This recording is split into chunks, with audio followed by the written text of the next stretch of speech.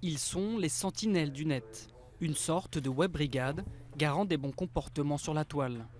Lancés dans l'aventure du multimédia en 2002, les squads de modérateurs de Netino traquent les messages des internautes sur les forums de près de 50 clients, dont certains génèrent plusieurs centaines de milliers de messages par mois.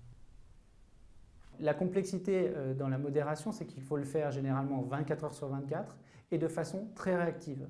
Donc il y a ces deux problématiques-là, de pouvoir couvrir l'ensemble des horaires, y compris le week-end d'ailleurs. Donc les éditeurs ne sont pas toujours organisés pour ça, bien évidemment. Et d'autre part, il faut le faire sous quelques minutes, sous 10-15 minutes maximum.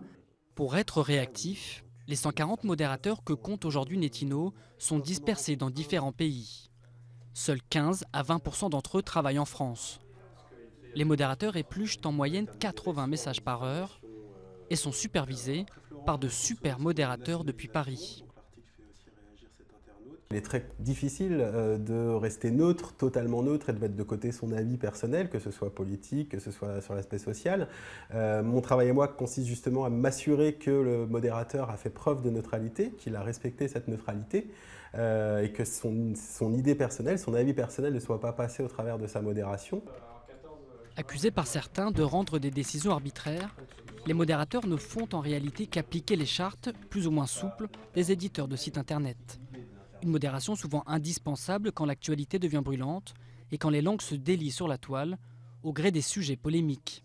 Tout ce qui est prosélytisme, qu'il soit syndical, religieux, politique, qu'on veut éviter aussi. On n'est pas sur un marché avec des tracts, ici on est dans l'échange d'idées, donc il ne faut pas que ça se transforme en « venez chez moi, venez militer chez moi » ou « venez devenir adhérent », mais en échange d'idées pour que chacun puisse se faire ses opinions ou évoluer éventuellement dans ses opinions.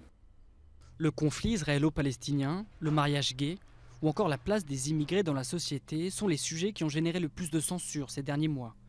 En moyenne, 20 à 30% des messages traités seraient censurés sur la toile.